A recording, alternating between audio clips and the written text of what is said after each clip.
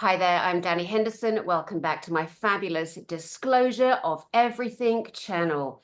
Have the great man back again, my friend, the one we all love, the Rocket Man, one of the greatest intelligent minds of this time. He's fiddling with his phone, he's broken his glasses, but don't you worry, because David Adair is going to bring it.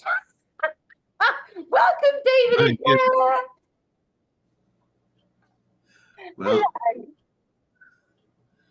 Well, I was looking around the room wondering, who are you talking about? You can pay me later, darling. Pay me I'm later, telling darling. So, absolutely. David, we had such a great conversation a couple of weeks ago, of course, talking about your background, you know, your fusion containment engines, some of the great inventions. We got very passionate about a lot of the patents that you've made over, 50 plus year career, making rockets beyond the expectation of even what NASA and the Nazis had. You've been very much a hunted and targeted person for your genius. A lot of people take advantage of you to this very day. You sat on my channel and you put out at least 4 of the great patents that you're giving as open source, because we no longer wait for patent offices. We no longer wait for governments. In fact, we're putting McDonnell Douglas on notice. We're asking for a congressional hearing, and we are bringing out again the information on electrophoretic processing. Stick that in your pipe and smoke it. Okay, David, let's get down to let's get down to.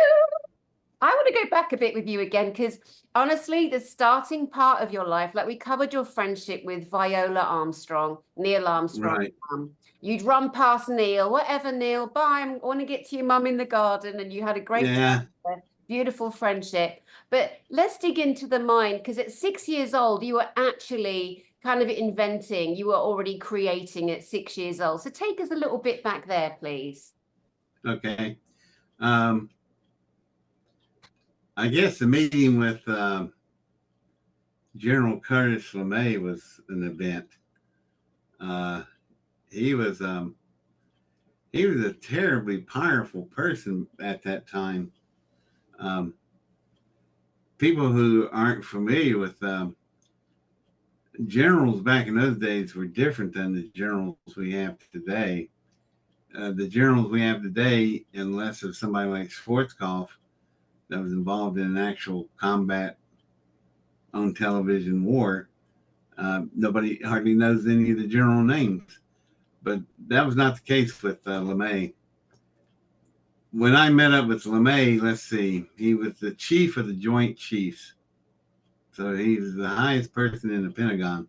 The only person above him was the Secretary of Defense, Robert McNamara. And then LeMay, he was different from other generals because he founded SAC, Strategic Air Command, which is our nuclear deterrent forces that are still in practice today. Putin is fearful of SAC. He don't want to deal with it. North Korea, Iran, China, they're all fearful of SAC because if SAC shows up, you're in a nuclear war. You ain't going to win that thing. So he built SAC, Strategic Air Command. I remember the logo of that thing when he drew it out. It was a fist of a knight with an iron glove holding 2 lightning bolts.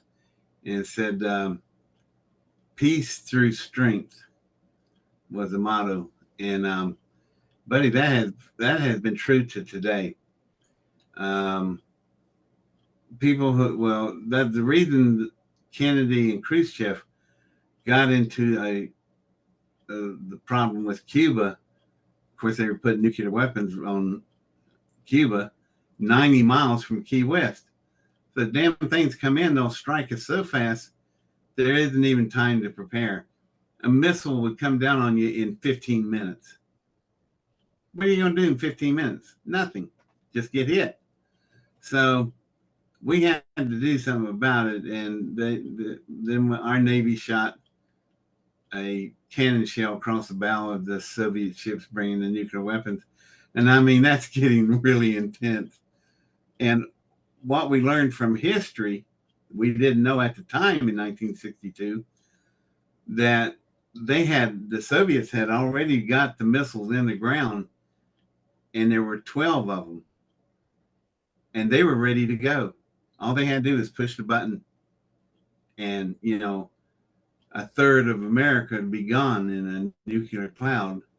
So it was really intense. And the reason what happened, Khrushchev and Kennedy got on telephones and talked to each other. They cut everybody out. I mean, everybody. There's just him and Khrushchev. That direct line is still there today because it saved everybody's bacon in 1962. Because if they hadn't talked to each other and worked out a deal, we would have went to nuclear war. Funny thing about it makes it so human. One of the things Khrushchev wanted was a visit and tour of Walt Disney World, Mickey Mouse. Honest to God. That was thrown in the package. And that was one of the things they negotiated. But the point is, they're on a telephone talking to each other. And the reason they did that was because SAC was sitting there, Strategic Air Command. And what LeMay had done, he had put B-52 bombers circling over the Soviet Union 24/7, all the time.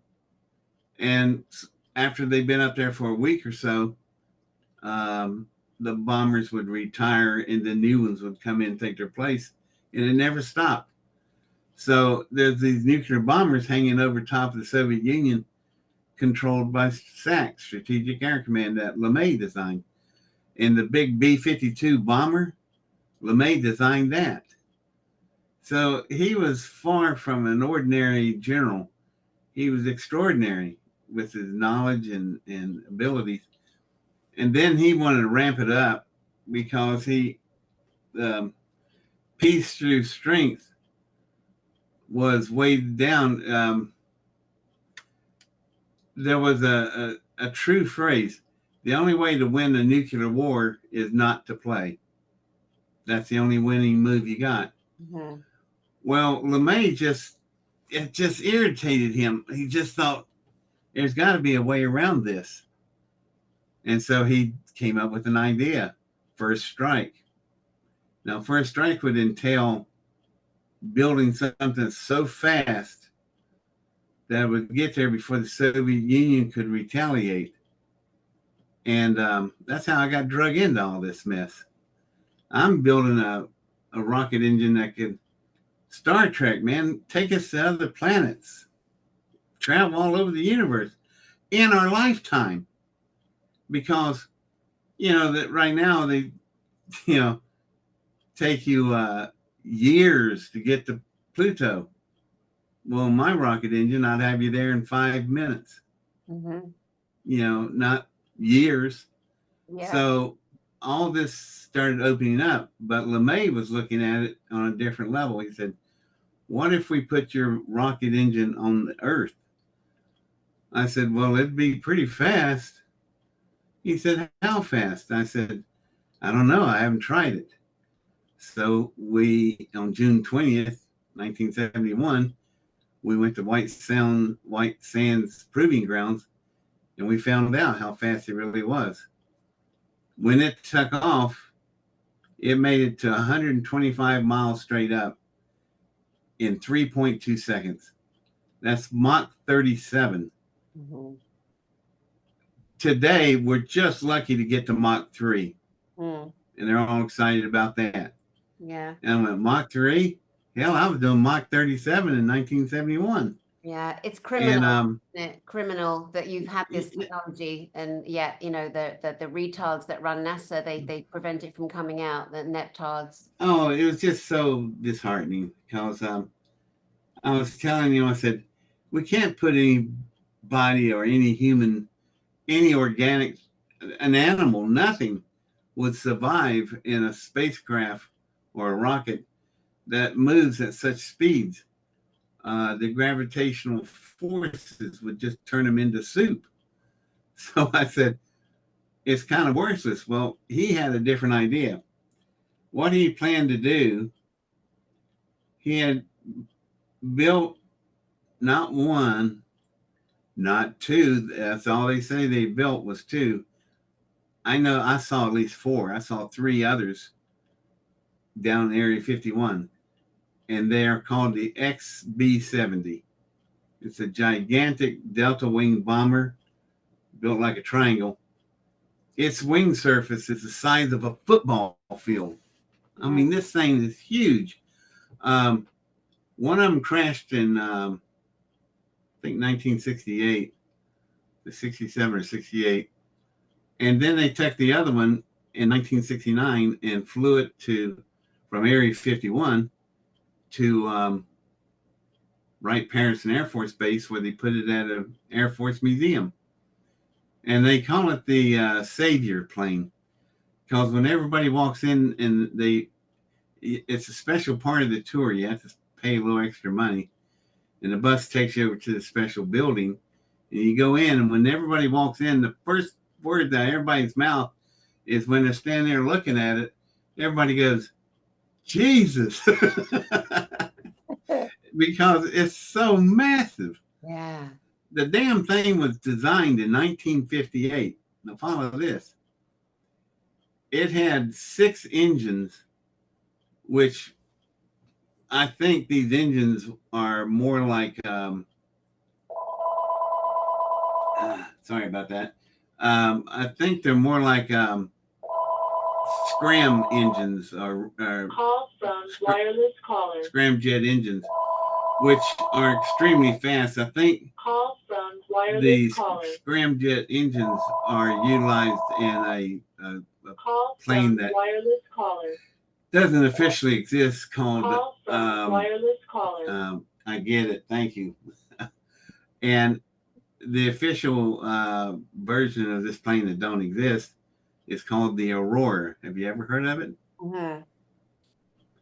Yeah, well, I think this engine was a prototype for the Aurora, Right. which was like a pulse engine. But there were 6 of them on board this thing. They're gigantic engines. And the one that crashed in 1968 or 67, I have a piece of it in my garage. I have a turbine blade from the XB-70. You should look at the blade. It's all jagged and tore up because it, damaged on impact from crashing. But you try to bend any metal, even the jagged edge, you can't do it. Hit it with a sledgehammer, bounces off of it. It is seamless the way it screws into the hub, but the rest of it is seamless. How did they do that? I have no idea. And this is 1968, 67. Mm-hmm. And they designed it in 1958. This thing, being as big as it is, it also had the ability to fly at 85,000 feet at 2,000 miles an hour at cruise speed. Nothing today can touch that. Wow. So this thing was so advanced back in its day. It was like they must have cheated somewhere and got designs from extraterrestrials, or I don't know, off-world technology. This thing is just defies explanations. Even today, when you look at it in a museum, you go, man, that thing looks like nothing that we would have today. So what LeMay planned to do was to build 45 of these things. Where would you put them? My God. Yeah. I mean, each of them the size of a football field. Mm. So they would build 45 of these things, and they replaced all of the B-52s. So they would put nuclear warhead missiles in these big XB-70s, put them up there at fail-safe where they're circling the Soviet Union, which is around 2,000 miles outside the airspace of Soviet Union. And then when they get a call to go attack, they attack. They would come in And at 2,000 miles an hour, it wouldn't take them long to get inside the airspace. In just a matter of minutes, they're there. But then what he had planned to do was download a fleet of pistol and missiles, which my rocket engine would be in. And he would put them inside the XB-70s. They'd open their bomb bay doors and pistols would drop out. And at Mach 37, they come in. The Soviet Union, it would be so fast. They'd be looking at their radar screens. They see these streaks. And they would ask, what's that? By the time they would get the word out, watts, they're vaporized. Gone. First strike, you win. So you blow away all of the missile installations of the Soviet Union. And I said, well, wait a minute. What about the Soviet submarines? We don't know where they're at, and they're going to launch. And the official, it's called risk assessment from the Pentagon. The Pentagon said the risk assessment is we lose about 33% of the population of the United States, which they said was acceptable. Oh my! And I went, wow. Acceptable? If you were in the 33%, you wouldn't think it's acceptable. Yeah, excuse me. That's dreadful. Dreadful. But you know, you've come to understand a lot of the mentality and psychology of a lot of the, let's say, American war-based, defense mechanisms. Right. That attitude and justify it, or you completely justify it. Like, you built your rocket and you decided to blow it up because you knew that these, mofos were going to use it. The Nazis and NASA were going to use it to bomb other countries. And then they sent you off to Vietnam, hoping that you'd be killed, because you dared to stand up against the Reich. I refused to do it. Well, we're allowed. Go That's ahead. what happened. I refused to do it. Big argument broke out. They're going to send me to Vietnam. I'll come back in a body bag in less than a day. And I'm gone. And that'd be the end of it. And it turned out that, to be fair to LeMay, he didn't want to do that. He just did not want that to happen to me. And I asked him, why did you come and get me? I was the same age as his grandson. So I just couldn't see you wasting away in there. No. And I went, wow, okay. So a little bit of heart left in this 4-star general that's designing a first strike scenario. But it's just this country, this world, has no idea how close we come to buying it. You thought the Cuban Missile Crisis was extreme and very touchy. Buddy, this situation was far worse. All they had to do was just simply load things up and push buttons, and it would have started. And how quick would they have used this? As fast as they could get it assembled. They really wanted, the Pentagon at that time with the Warhawks, they really wanted to vaporize the entire Soviet Union. And I was thinking about that when they put me in confinement. And I thought, if they burn about 1 billion Soviets to death, you know what they're going to have to do the same day? They're going to have to burn China. Mm-hmm. So now you're looking at about half of the population of Earth gone in seconds. And I thought, man, I didn't come here to set a scenario up for half of the world to be vaporized.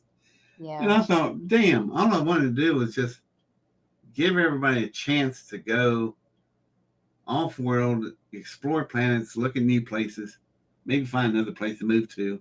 Mm-hmm.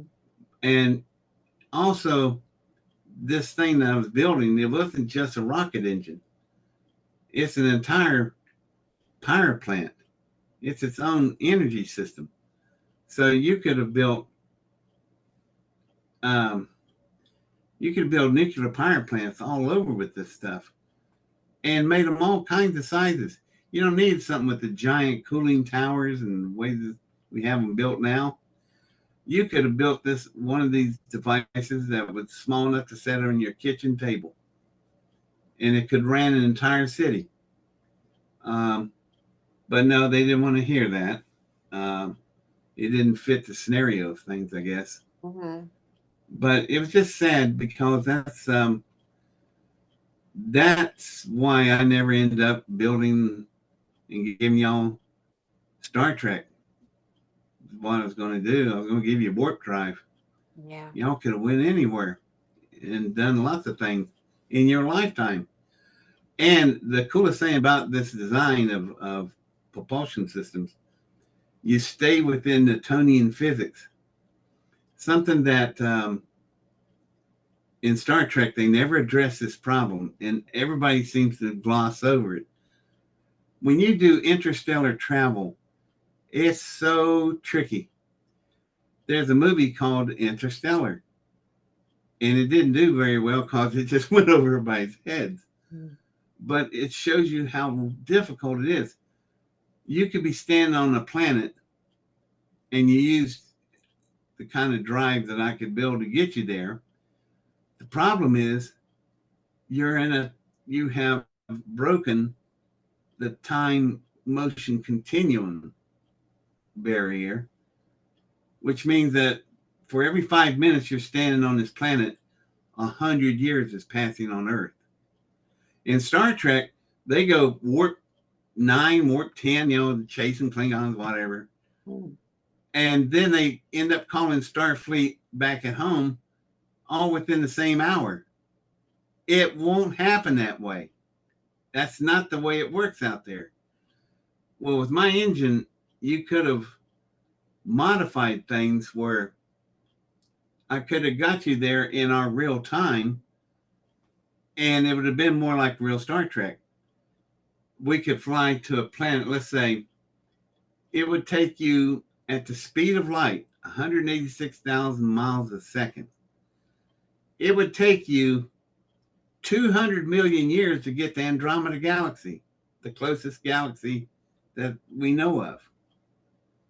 200 million light years away.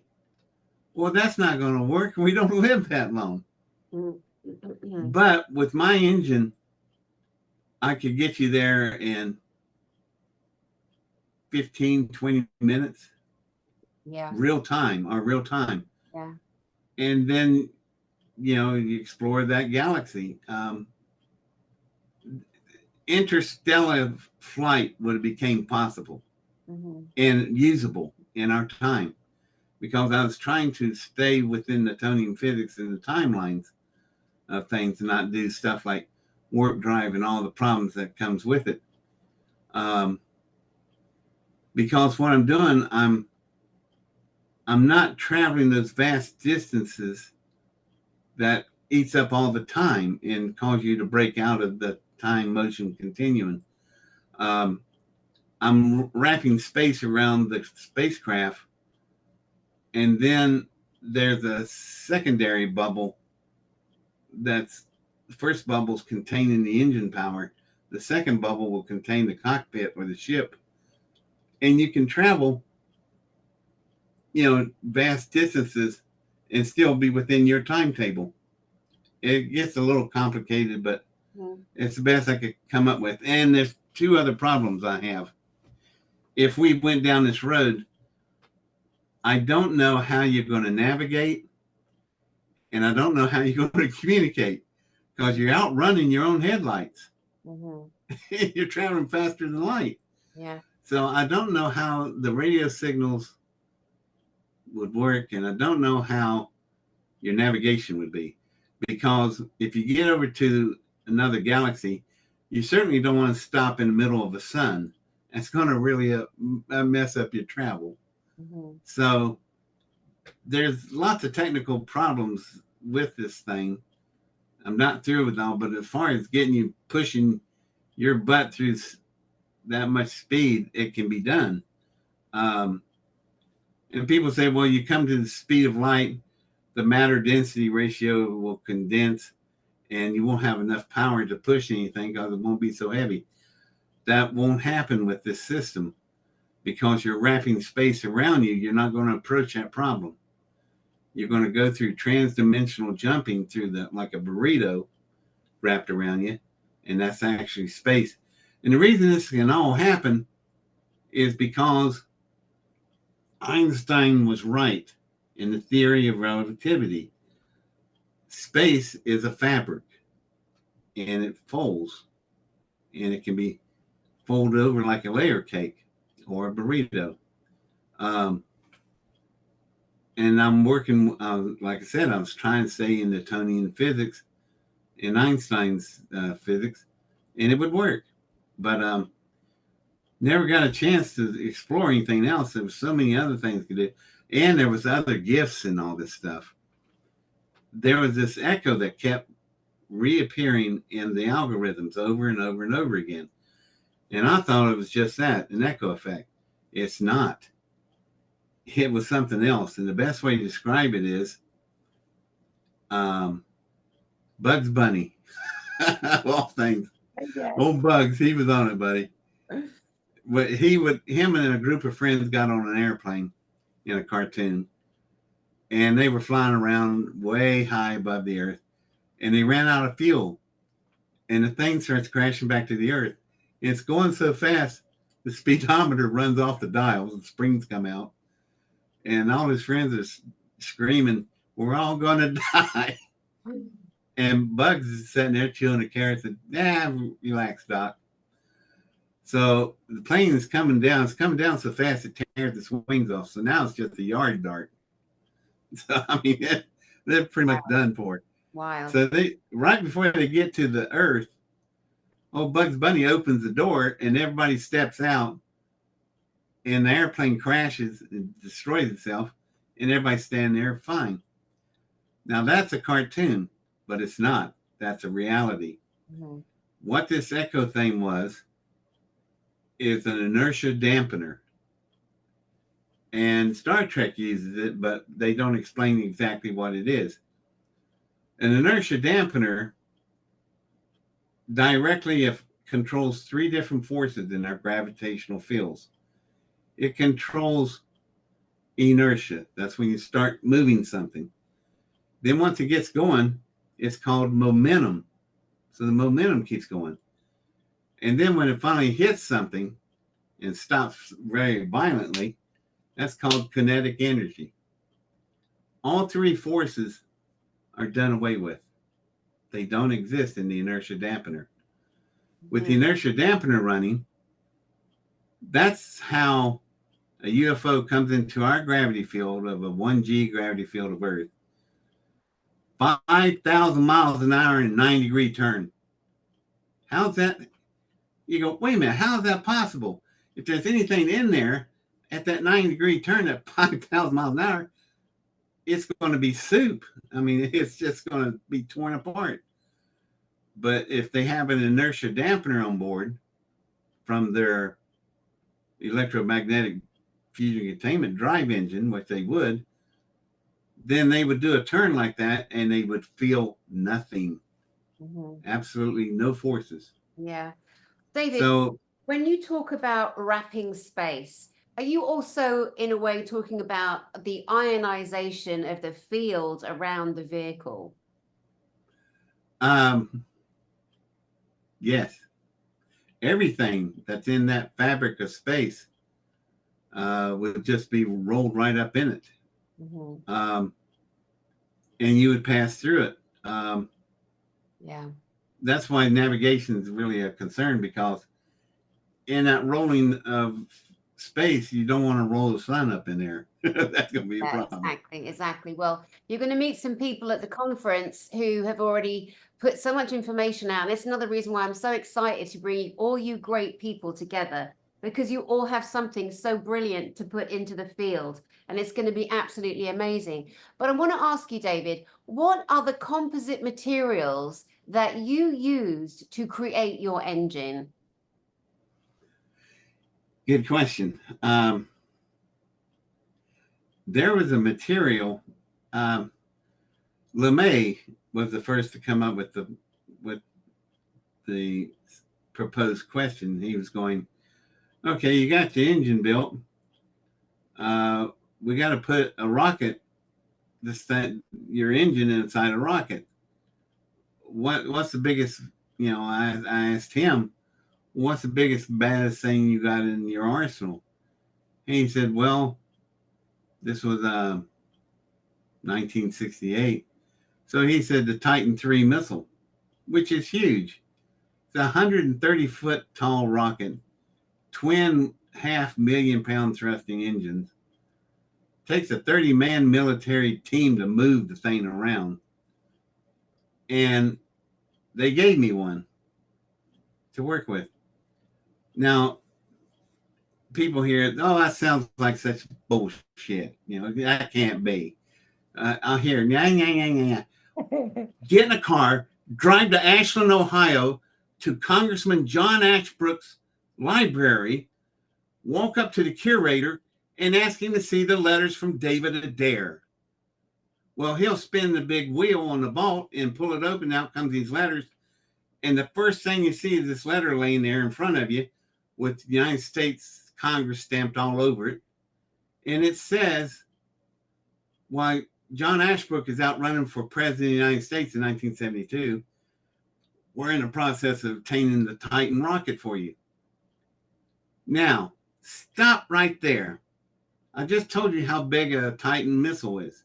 It's also the state-of-the-art ICBM, Intercontinental Ballistic Missile. You're looking at that letter. Look at the date. June 1970. I was born in 1954. How old am I? I'm 15 years old. You have Congress on official letterhead stationery with all their security stamps all over it. And Congress is turning a ICBM missile over to a 15-year-old. Don't you find that a little odd?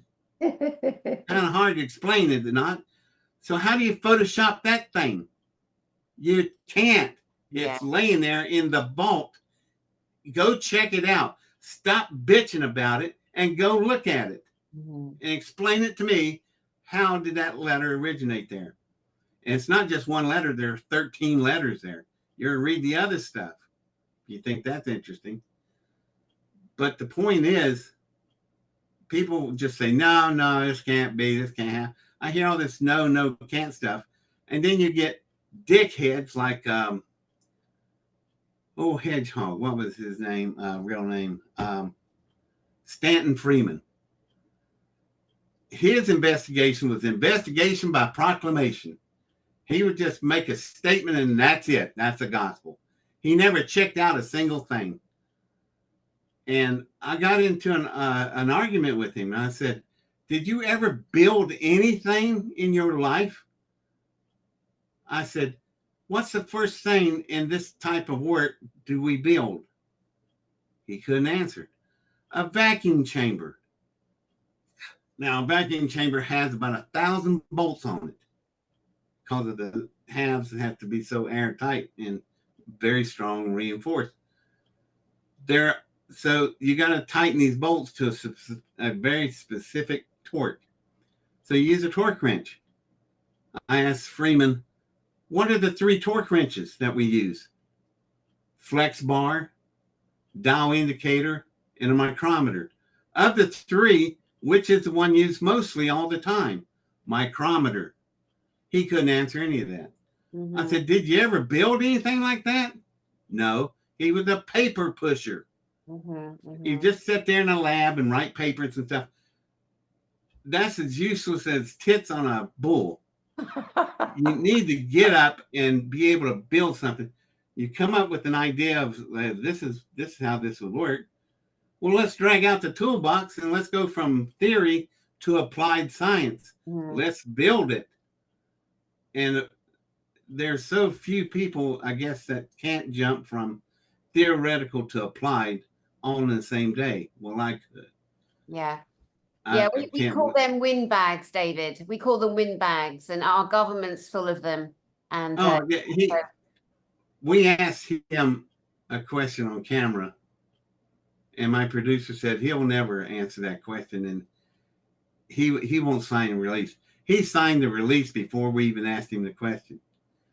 And the question was, did I have a special pass at the Apollo 11 launch? And he said on camera, nah, he didn't have any special pass. Well, then explain that security badge hanging on the wall behind me back here. Yeah. It's got my name on it, and it's got the name of the head of security of NASA in his own signature, in his own serial numbers, where they granted it to me. Mm-hmm. And how did I get it?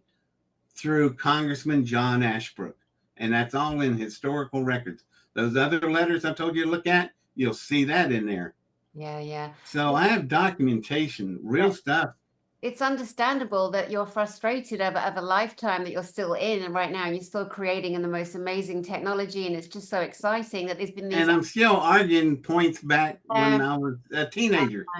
Let's go back down the timeline, David. Let's go back to 6 years old, because I really want to highlight for people this little boy that you were, the environment, the influences around you. Oh my God. By 15, that you were even, you know, at this level, like running the world of technology, like Nikola Tesla. Well, it goes back further. When I was 7 years old.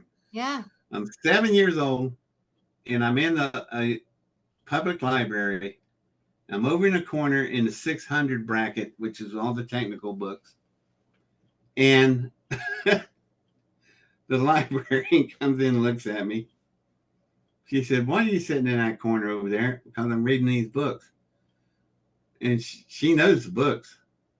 And she goes, well, what do you remember of them? I said, everything. And she said, are you reading these books? And I just answered the question, but it sounded smart enough. I said, well, there's no pictures in them. There wasn't. And she just kind of, And she says, she pulls a book out over top of me, and she opens up this book, and she says, what does this book say? I said, well, it'd help me if you would tell me the title of the book and the page number.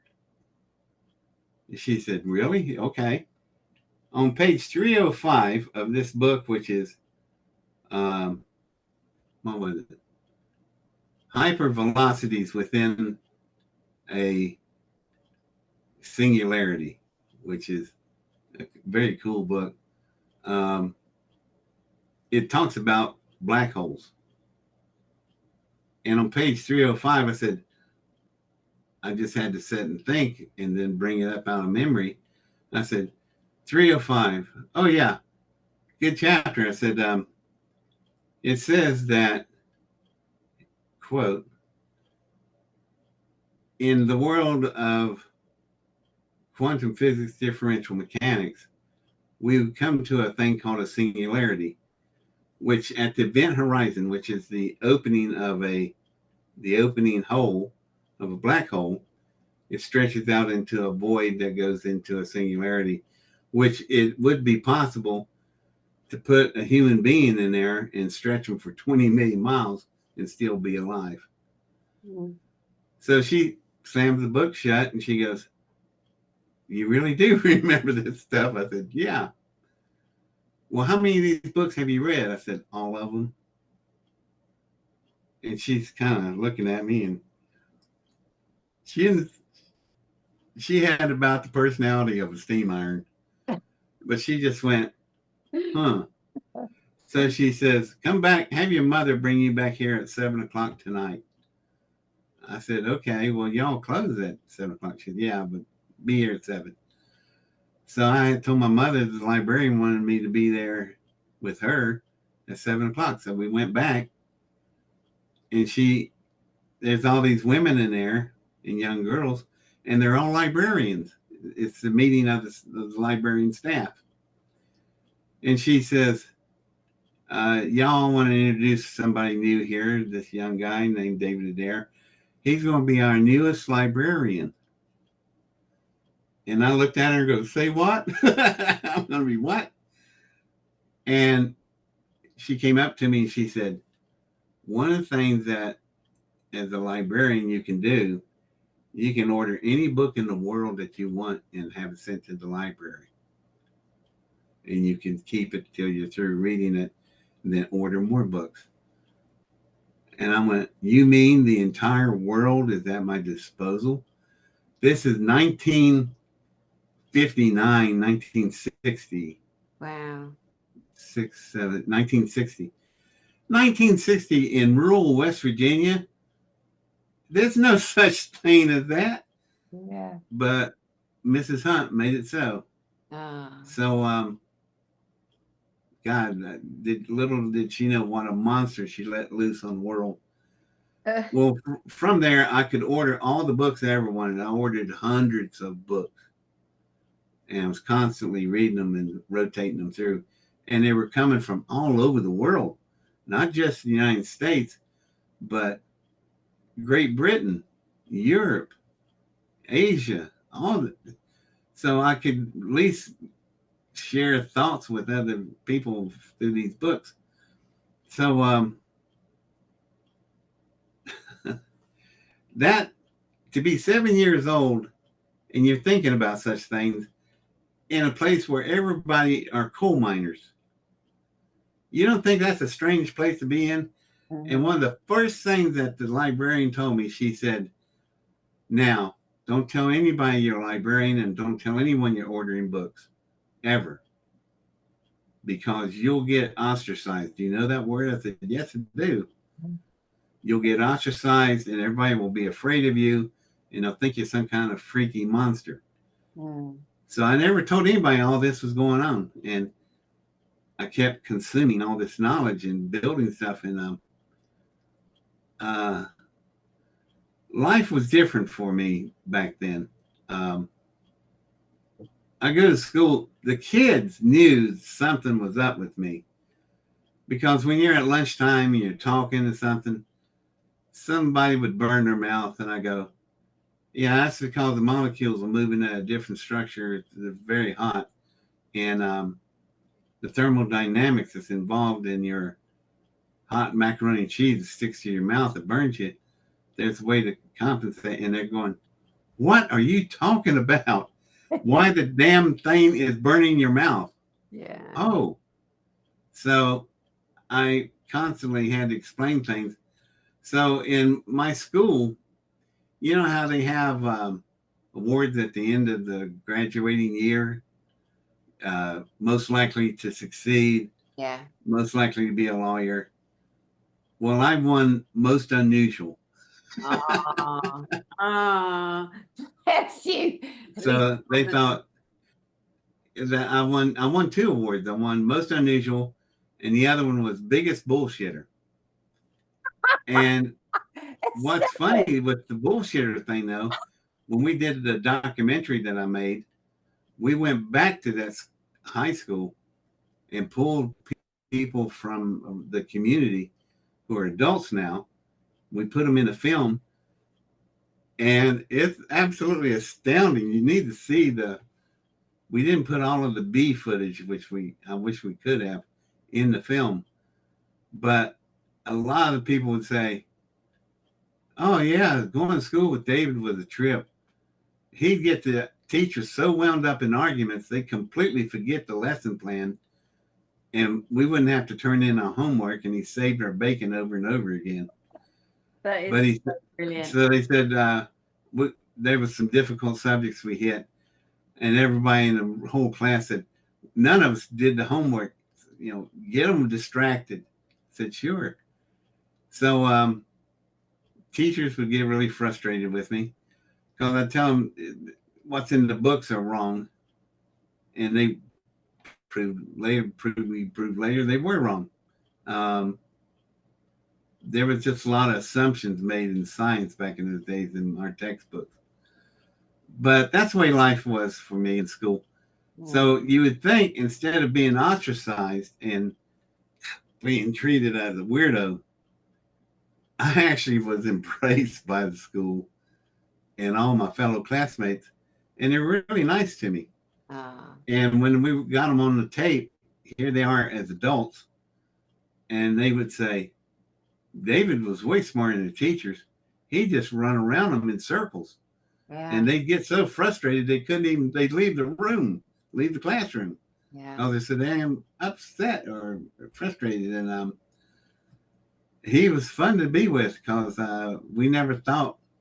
And then he'd come in and give lectures about lights on the moon and stuff moving around on the moon. The moon's hollow. And this is 1961, 62. And they go, he'd draw stuff on the board, show us. One guy in the film said, this was Rick Satterfield. Rick said, I remember really one day he drew a circle on the blackboard, and he said, this is Earth. He said, right now the satellites can't talk to each other because they need a line of sight. So they're going to move out to a 22,300 mile geostationary orbit so they can face one place on the planet 24 hours and travel the same speed that the Earth turns, so it can focus around the clock on it. And then he said, we will have all the sport channels we want all over the world at one time. Well, these guys all played sports, and they said, damn, that's really cool. But he was describing line of sight and geostationary orbits and stuff like that back in the 60s when nobody even heard of it yet, before Ted Turner. And that's when they started thinking about, when Ted Turner came on and started putting out geostationary satellites, offering ESPN and all this stuff. A lot of them called me and said, hey, when you told us when you were 10 years old about this, now it's becoming available. You know, you really were right on that stuff. Yeah. And, you know, the fact that you thought out and around Newtonian physics, you thought out and around Einstein's theory of relativity, which we're told this is the authoritative information that we are grown up by, that we have to learn if we want to do X, Y, and Z. But you outthought it all to create a Mach 37 rocket. I mean, it's really quite incredible. Let me ask you a question. Tesla. I'm an obsessed fan. I always joke he's my boyfriend because I've always been obsessed with Nikola Tesla, and he's brilliant. Nothing to compare to Elon Musk and the Tesla car.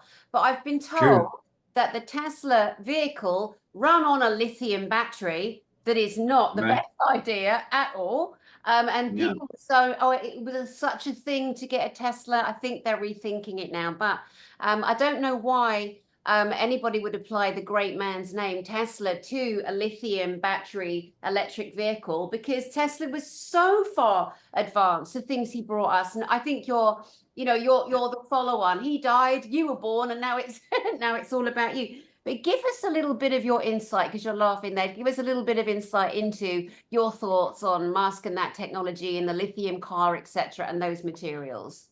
Well, what you have there with Elon Musk is a guy that's very much like he's like a juggler in a sideshow. He's trying to balance big business, money return on investments to investors, and still stay with the very misty,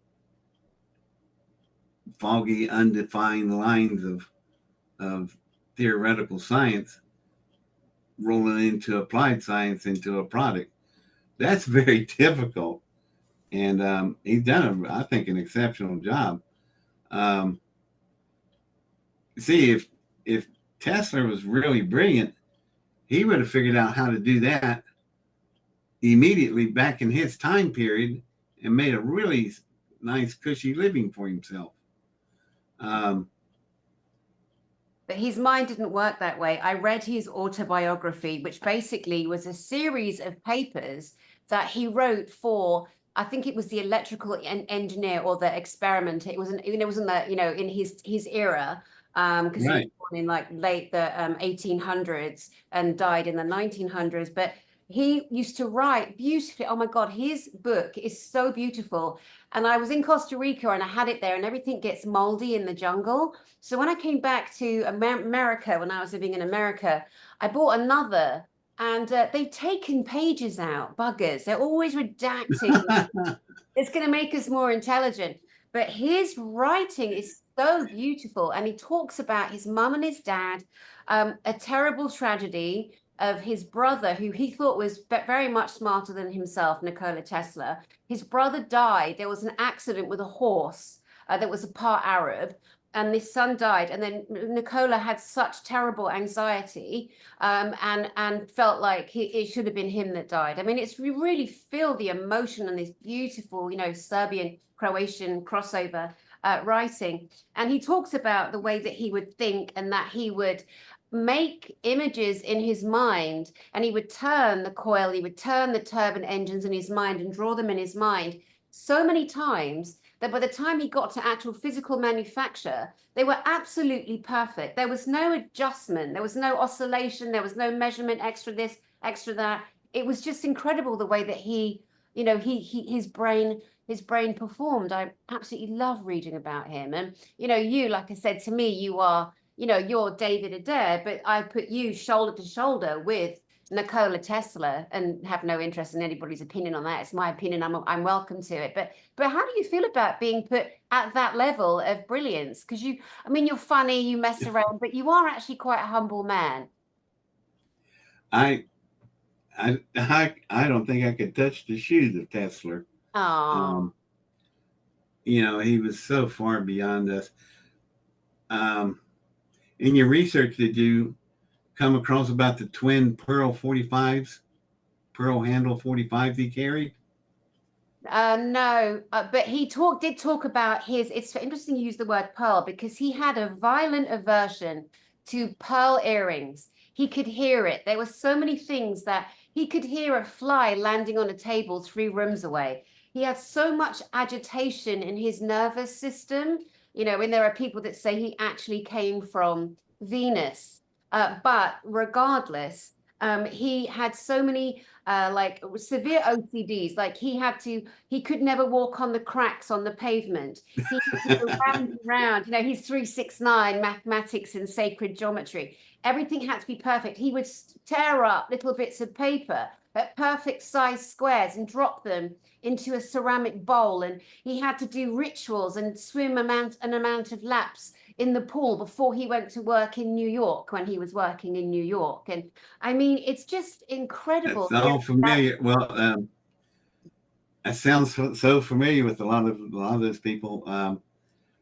There's a condition called Asperger's that is prevalent among the crowd of people, and they do some really weird stuff.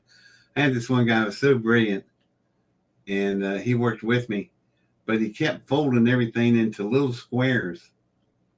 I said, "Did you get that paper done?" He goes, "Yeah." And so I'm looking for something the size of a chiclet on my table, and there it is. I start unfolding till I get to a full page. And sometimes I tell him, make sure you use dark ink, because I can't read between the lines. There's so many of them.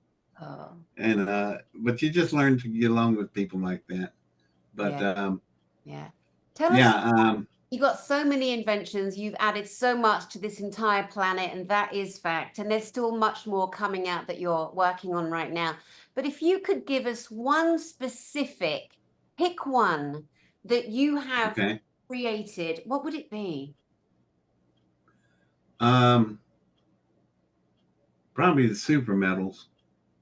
The super metals were a lot of fun to work with. And such a long story. I have a set of slides of me working and having people work.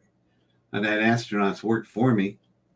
I had to stay 2 steps away from NASA because I absolutely hate those damn people.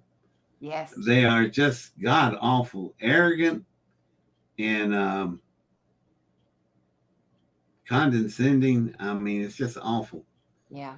But not all of them are like that, but most of them are.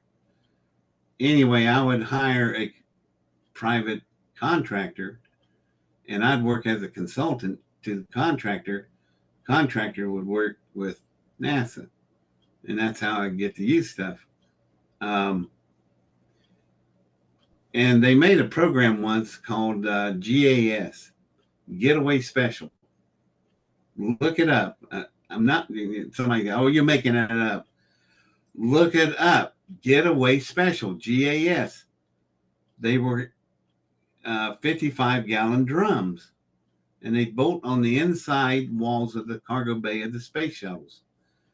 And for $3,000, you could get a third of it. For $7,000, you could get half of it. For $10,000, you could get the whole drum. And you might say, well, getting a 55-gallon drum of space for $10,000, that's ridiculous. No, it's not. Not when it costs $10,000 per pound to put something in orbit, is what NASA charged. So you get to use a $3 billion spacecraft for $10,000. It's a bargain. So they sold hundreds of these gas canisters, hundreds of them, to private universities, to colleges, to private individuals, to corporations. I mean, the list was as long as your arm. And so I ordered a canister, and I wanted to follow up on an experiment that I learned about on board Skylab in 1975. And so for $10,000, they will do just one thing. They will turn a switch on and turn a switch off, designated by you. And that's all you get.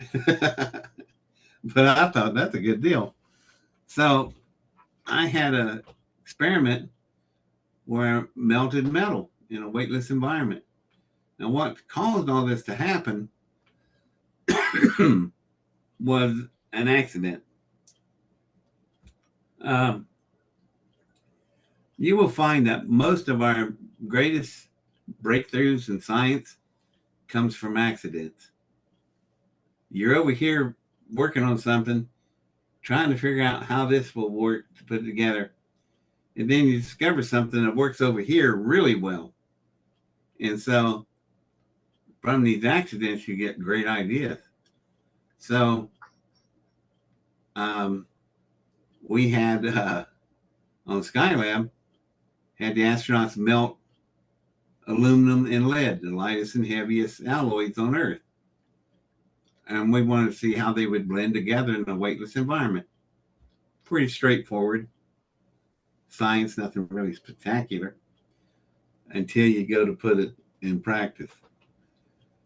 Because the astronauts poured out this 10,000 degree glowworm. So now you got this molten metal floating in the air with you there, and you're looking at it. And then it dawns on you as an astronaut, hey, Bob, don't back into that thing. You ain't going to like it in your underwear. You know, so, and then they're looking at it going, how do we shape molten metal in a weightless environment? Well, suddenly we're faced with a problem called containerless processing. And that got my attention. I went, we wasn't expecting this. So colleagues told the astronauts, don't move around much, causing air currents to move the glowworm, because the glowworm might go over to the wall and burn a hole in the wall, and y'all depressurize and look like linguine going out of a spaghetti machine. You're not going to like that very much. So the astronauts come back with some colorful metaphors. They called us everything under the sun. And so we told them, calm down. We're trying to figure out what to do. So in the meantime, we told them, don't be bumping the glowworm around. And they said, God almighty, you mean we run this experiment and you people didn't even think through this? Well, no, we're learning as we're going. Well, they didn't like that either. So a guy pulled out a cassette tape, shoves it in. I think he was looking for Montravani or Lawrence Welk, something really very relaxing.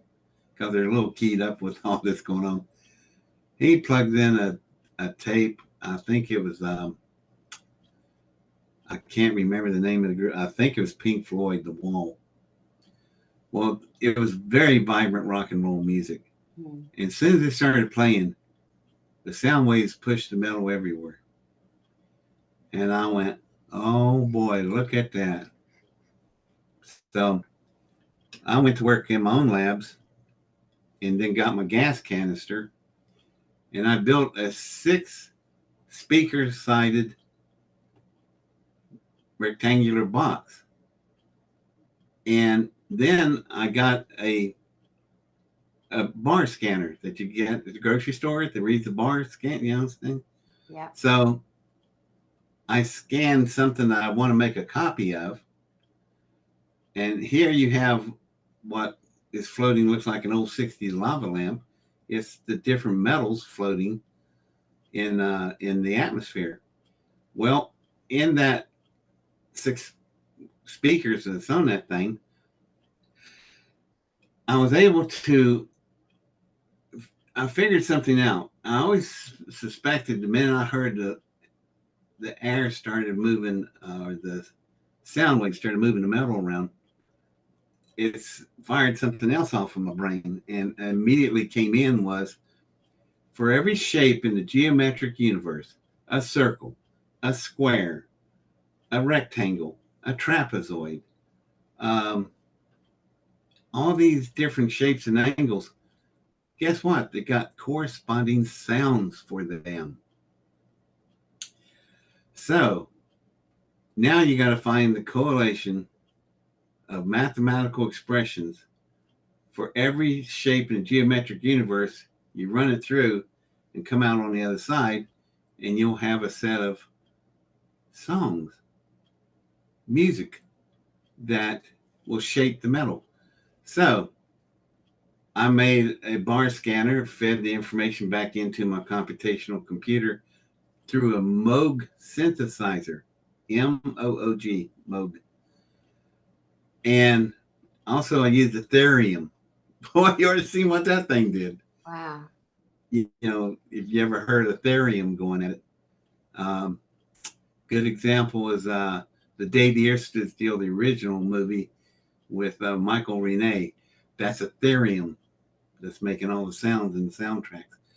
But anyway, with those billions of variations of different sounds in mathematical form, it fit perfectly with all the different billions of variations of shapes in the geometric universe. So what are you talking about? Talking about I could scan something with a bar scanner, feed it into the machine, and then when we set out the big glob of molten metal and we play the song, the molten metal becomes an absolute twin of what I just scanned. Well, what good would that be? Well, let me help you out. The first thing I can do is tolerance control. I can control my metal within 1/100,000th of an inch. Try that here on Earth. Impossible. Because the gravity fields of the planet, I'm sitting in this office, and anything I let go, it falls. Because of the gravity convector fields. Well, guess what? There's gravity convector fields in all the plants of all the smelting furnaces. So when the molten metal is finally starting to coagulate and then solidify, it's separating by the gravity convection fields of the Earth. So if you could see inside something that was made of metal here on Earth, you would look at it and atomically, subatomic, is chaos. Absolute chaos. The molecular structure will not line up. Nothing, everything's going against each other. So I figured out a way to cast metal in a weightless environment using sound waves, and the structure that I copied, I borrowed from Mother Nature. What is the strongest dam structure known to man on Earth? Honeycomb from the bees. So I got this metal to go into a honeycomb shape in an atomic level and stay there, because I was able to interlock my standing vibrato waves. Now, I love these conventions I'll be coming to where you're at, and the audiences are a trip, man. You tell them this, and they go, "Oh yeah, you're shaping metal with sound waves. Sure, that's no problem. No problem, buddy. Tell me, how about you interlock some standing vibrato waves and let me know how that goes for you?" And that's when your audience suddenly realizes, "Oh, wait a minute, that might be kind of hard to do." Kinda, it's unbelievably hard. So I was able to get interlocking vibrato waves, and the end result was I could shape metal. So the metal came back to Earth, and the metal I brought back was no thicker than my thumbnail. But on a shear test, guess what? The shear loads of that metal was 1,000 times the strength of titanium, the hardest substance known on Earth. It weighs less than styrofoam of the same size, and it's crystals clear. Welcome to trans steel of the 23rd century. Yeah, that's so incredible. Yeah. Casted in sound waves out in space. So yeah, that's one of my favorite things I did. And what's happening with that? Like that's obviously not in mass production. I mean, we could build cars, buildings, I mean, I'm a great proponent of hemp. You could build anything with hemp. It's amazing. But this translucent steel industry. I can thin the metal down. I can thin the metal down to a thread. Mm-hmm. So your daughter goes out in the front yard in her romper room jumper suit. You zip her up. She goes out there. She's playing in the front yard in California. Bloods and the Crips come by, and they decided to open up on everything. She gets hit 5 times in the back by a 9mm. She comes in crying because it feels like bee stings. She hands you these things that look like pennies flattened out, and they are 9mm slugs flattened out on her body armor. Mm-hmm. That's machine washable. Yeah, incredible. Think it's practical? Yeah, we could do a lot of stuff with this. Earthquake-proof bridges and hospitals. A car slams into a bridge or another car, 90 miles an hour with a drunk driver at it, and you and your family get out without a scratch. Mm-hmm. Yeah. Why are we not using this? Mm-hmm. Because you put all the damn space shuttles into museums. I have no infrastructure to work with. You decide to stick them all into a bunch of mothballs. Yeah. So why are we not using it? This is that kind of catch and kill, because it would put too many industries out of business, and because the arse hats they focus on money, not humanity. It would create as many as it would destroy and replace. It would create more. You'd have more jobs, and a lot more fun products. Incredible stuff. You know that people that went down on that submarine, the damn thing imploded on them? Yeah. That would not have happened if I had been standing there. Right. I would have built you a material that would have laughed at that damn pressure. Like, that's nothing. And then people would have came back up and been no problem. Yeah. And the damn thing would have weighed practically nothing. Yeah. So, yeah, I get frustrated. I sit and watch the news and see these people die. Mm-hmm. And I'm sitting there going, God almighty, they didn't need to die. Yeah. I could have just given them something else altogether. That would have been so cool. I know it's heartbreaking, David. It's so frustrating for you. It's unbelievable. But again, another reason why we're having another conversation, to put more of this information back out into the field. There's such good people that watch this channel. It's like a tsunami now of information. Nothing is stopping us. We're on it. We're at it. I want to just go back and make sure that we covered the composite materials that you used, because we kind of went off on a couple of tangents. The composite materials that you used to build your fusion containment engine, for example, your rocket engine. Let's just make sure we've got all that out there as well, please. Yeah. Once again, I've told people how there should be enough physicists out there that should build an electromagnetic fusion containment system. But they haven't yet. And I'll tell you why. Is because they only got half the design. They're trying to do it with a colloidal tutorial compressor, which looks like a nautilus. You ever seen a nautilus? See, concentric circles. Yeah. That won't work. You got to have two of them hooked together. They make a figure 8, and in that infinity pattern is where you'll get containment of your fields. I have told enough people in enough high places that should have been done. They won't do it because status quo says, well, we only make singular compressors. We're not going to retool all this for a theory. Hell with that. So what's the definition of insanity? Doing the same thing over and over again, expecting different results. Yeah. That's exactly what physicists of today do. And it's just mindless. And that's just a few of my worlds. The electrophoretic processors, cure for diabetes, is sitting there. And if you think that's something, you ought to see what the other pharmaceuticals in space could do. God almighty. Cellular regeneration. I haven't had time to work with it. But a space hospital? Could you have any idea what would happen on a space hospital? Mm-hmm. A person rolls up there, both legs are blown off in an accident. Or they come back from war. Great thing. You tear a person's legs and arms off and you leave them laying there. That's a hell of a way to treat somebody that risks their lives for you. No, what you do, you take them to a space hospital. Well, why are we going to do that, David? Because something we learned we can do.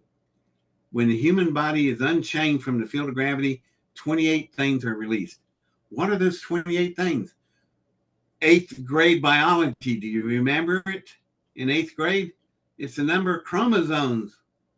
Makes you up individuals so we all don't look like Pee Wee Herman. Thank God. So, no offense, Pee Wee. He's an okay guy. But anyway, the point is, when those gravity chains get off of us, then things start changing in your body. And things that we don't even know why yet because we haven't even time to look at it. For instance, your antibacterial defense system, your white corpuscles, they turn into mega corpuscles up there. Mm-hmm. And then cellular regeneration. You'll notice that the guy with the legs gone, well, he's thirsty, he's hungry all the time. You just feed him around the clock. He can't seem to eat enough. You think he gained weight, but he ain't gaining weight. No, what's happening, the stumps are growing out. He's getting ready to grow a new set of legs, right down to the toenails. Where does that memory stored? It's in the spinal column. There's a whole series of sheets there that the only thing we can tell you about is that either Alzheimer's malfunctions in the top of the skull or ALS comes in and the sheets start going away. But there's other things in there. The memory of those limbs, both legs, both arms. People come back from war and they said their feet itch. And they ain't got no legs. Oh, that's a phantom. That's bullshit. That's just bullshit. There's no such thing. It's a phantom. No, it's not. It's not a phantom. Call from wireless. It turns out that the memory core in that spinal column remembers the genetic codes all the way out to the end of your fingernails. So a person could grow arms and legs and thank you. And could grow arms and legs all the way back to where the fingernails are. That can happen. Glass snakes do it. Lizards do it. They grow their tails back. Why can't we do that? Because we're not in the right environment, don't have the right equipment set up.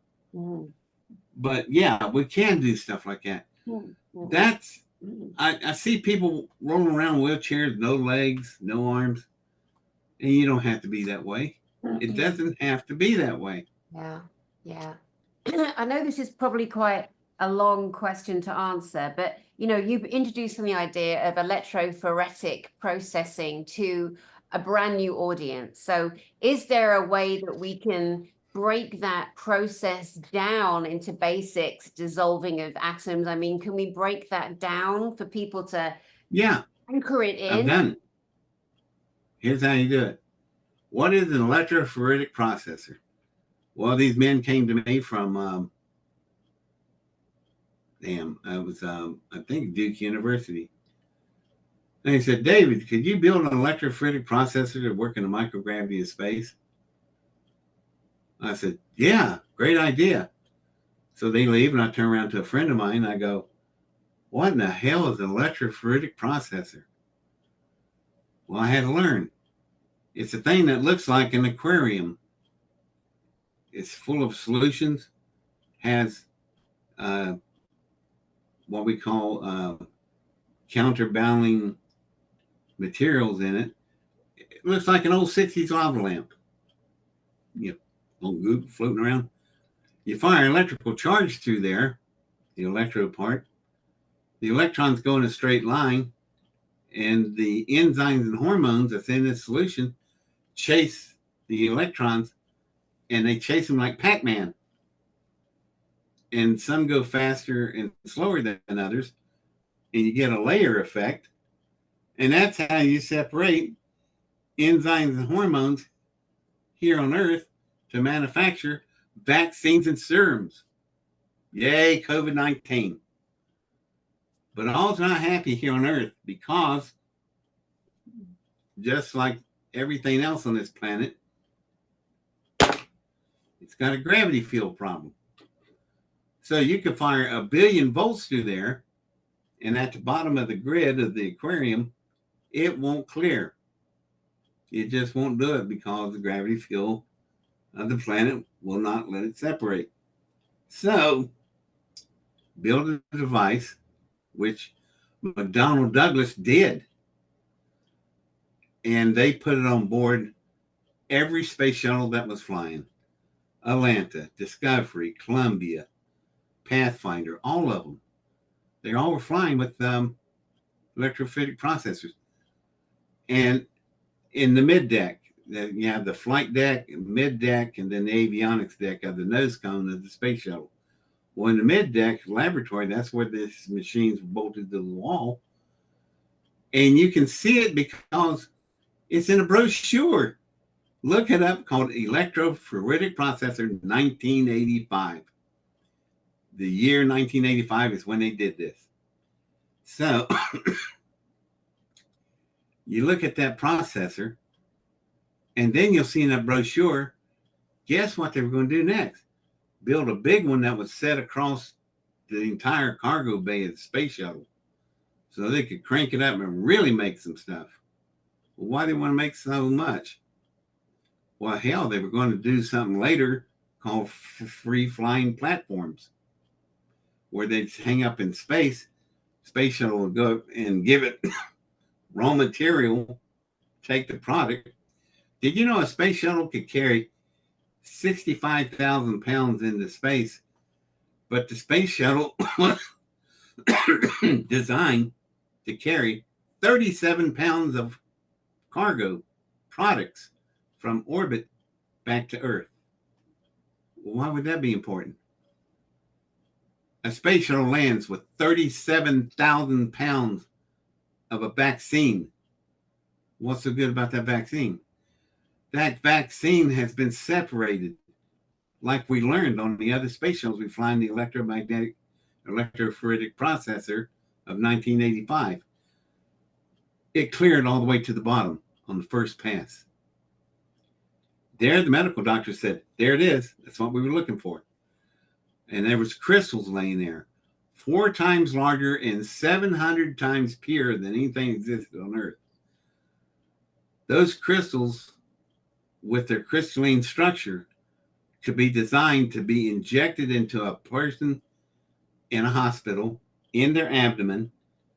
The crystals go into the pancreas, starts the pancreas making beta cells on its own again, like it used to, and you just cured diabetes gone. Yeah. With a one-shot cure. Now this what would that be worth? It's just amazing. But people were asking, because you mentioned this in our last broadcast, and it's just so mind-blowing to people that you also suffer with diabetes. Can you not? Yeah.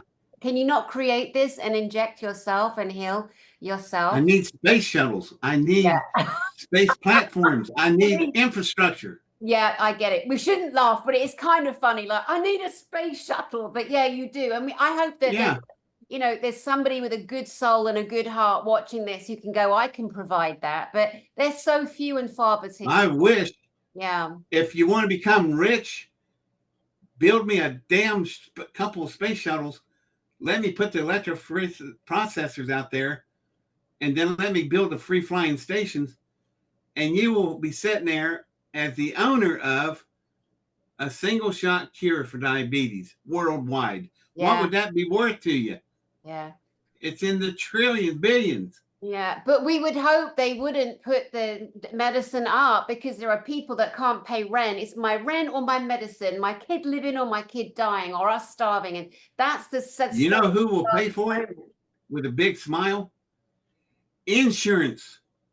I talked to insurance companies, said, hell yeah, we'll pay for it, because that patient will, all through their life, they're not going to get diabetes with blindness, kidney failure, all the other shit that comes with diabetes. Right. It costs them trillions of dollars that they won't have to spend. So you want to charge $10,000, $100,000 for a shot? No problem. Bang. Diabetes gone. We save billions. You get rid of a dreaded disease. Everybody's happy. Right. We've got to be a bit... Except for NASA. Yeah, except for NASA, exactly, who cut and killed or caught and killed and done so much terrible stuff. There's always good people there, of course there are. We all know that, guys. I'm not saying everyone at NASA's bad, but you got to know the background, who created it, who runs it, who's been in charge, who holds the infrastructure to it. Yeah, go ahead, David. NASA, never a straight answer. Yeah, true. I want to ask you a question. I think, I've worked in the space industry myself for many years in the past, and I was the person recruiting. I recruit from production staff to basic PCB assemblers, all the way through to senior management, and they would run a lot of the kind of Six Sigma, Japanese manufacturing systems, propulsion, thermals, composite materials, and satellite manufacture. So we know about the lower orbit, middle orbit, and geostationary orbit. So where would we be in your, equations and calculations in physical reality when you mention the microgravity of space? Can you explain that to us? Because I actually don't know that. Okay. First of all, when you get out in space and they see people floating around in the space shuttles, they go, oh, there's no gravity. It's not true. It's microgravity. Oh. And what they're doing as they orbit the Earth, they are falling back to Earth. Space shuttles can only stay out there for a month, and then they're going to have to fire their engines up and fly back up, or they'll come into the atmosphere and burn up. You're in free fall. Just like you're inside an elevator and and the cable breaks and you're free falling in the elevator, or that ride that they give you that's a free fall, which I saw a guy's prosthetic leg come flying off. Oh. Damn, that was a rush. You shouldn't laugh. That is quite funny.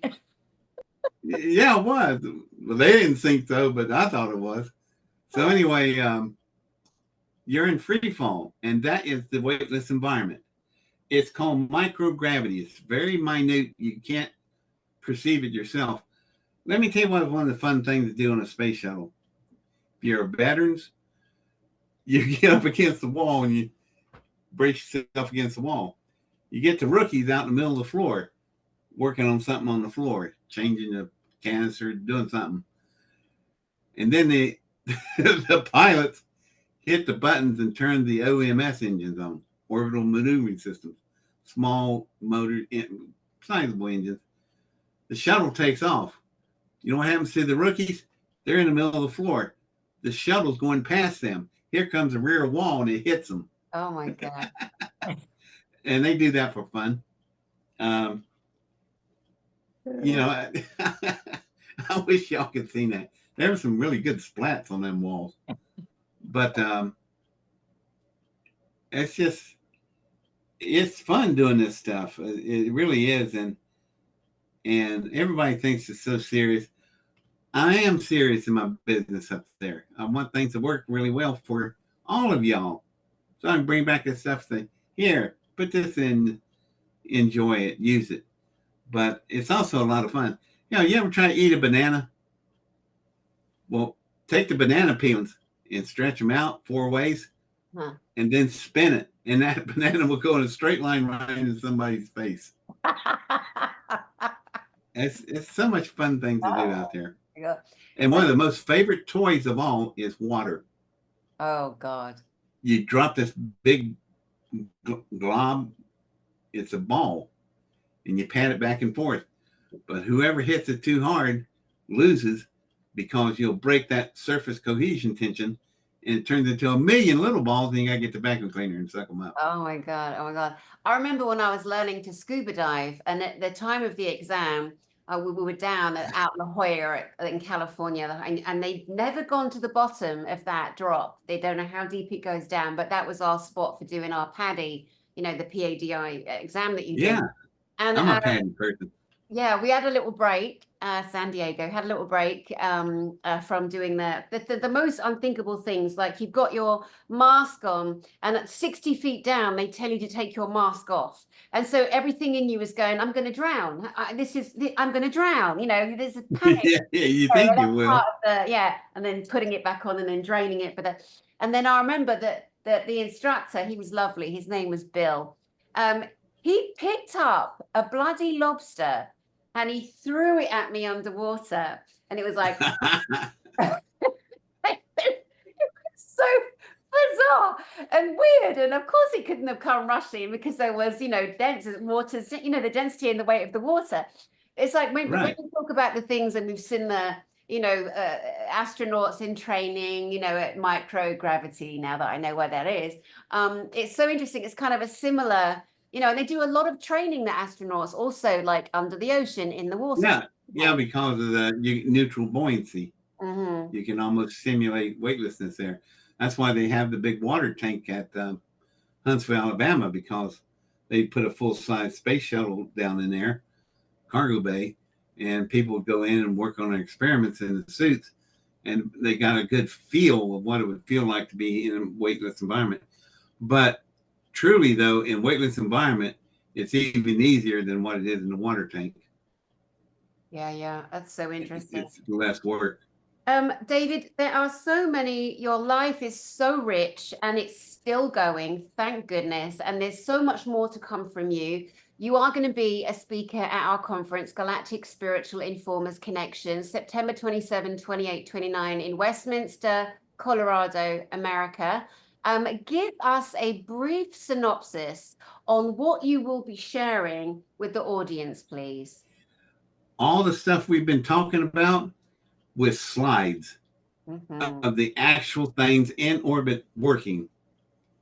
That they're not artist concept drawings. They are camera taken pictures of actual devices working up there. And there's a whole bunch more we haven't even talked about. The space-based pharmaceuticals, the electronic crystals. God almighty, wait till you see what happens to them damn things. And the super metals, the electrophoretic processor, all of that will be in the program. And then I'll show you what some of the bigger projects look like that we never got to. But it's a shame. Some of these guys are gone, but Gerard O'Neill and Carl Sagan designed some of the bigger space wheels. Like there was a movie made by Matt Damon called Elysium. Well, we could build Elysium for real, put one out there, but I wouldn't let Earth go to crap, but we could build an Elysium sized project, and I'll show you exactly how Carl Sagan had designed it. And it's so huge. There's a shot where you're standing back on this mountain range looking at the Golden Gate Bridge, and a family having a picnic, and you're inside a space wheel. All this is doable. It's workable. All you got to do is get your butt out there and work on it, and you'll solve the problems when you run up on them. Mm-hmm. But all this is so doable. And I'll show you a mass driver. That's another thing I built. A mass driver, not to be confused with a city bus driver. a mass driver is a device that can be built and launched from Earth, and it would go a short distance out past Mars. In between Mars and Jupiter, there's an area called the asteroid belt, which we're really not sure what in the hell made so many asteroids. There are theories, but we don't know for sure what they are. So what's inside those asteroids? We don't know for sure. We know that there is all the elements of Earth, but what if you find a pile of dilithium crystals? What if you find 100% unobtainium? That's the thing from Avatar. Remember the rock that was floating on the guy's desk? That was anti-gravity they were after. And that's really, my opinion, that's the only way you're going to break anti-gravity. It's probably come in a mineral or some kind of material, because it's such a tough nut to crack. People tell me, well, I see people floating around the room. That's an optical illusion. That's just people in a vomit comet, the plane flying like that, or they're up on board of the space shuttle. It's not anti-gravity. If we had anti-gravity, we wouldn't have rocket engines anymore. So it doesn't exist. It's so hard to figure out. Why is it hard to figure out? You're a nuclear reactor. You're putting off gamma rays, and they're hitting me, and they're killing me. So I slide a big lead shield between you and me, and my shield stops the gamma ray particles from hitting me, okay? Well, then why can't I slide a shield between me and the Earth and block gravity? The matrix of the logic would still be the same. But it doesn't work that way. Why? We don't know. Because we haven't worked on it enough to find out. But, I think it's going to be a material. It's going to be some kind of iron ore, some kind of rock, like they called it unobtainium. I love that in Avatar. So you get this big chunk of unobtainium. Remember the floating mountains? They ran up and rode the dragons. Yes. It was telling you the rock was anti-gravity. So that's why they were coming there to that planet. I forgot the name of the planet. I don't remember. But they were giving the natives there such a hard time, big blue people.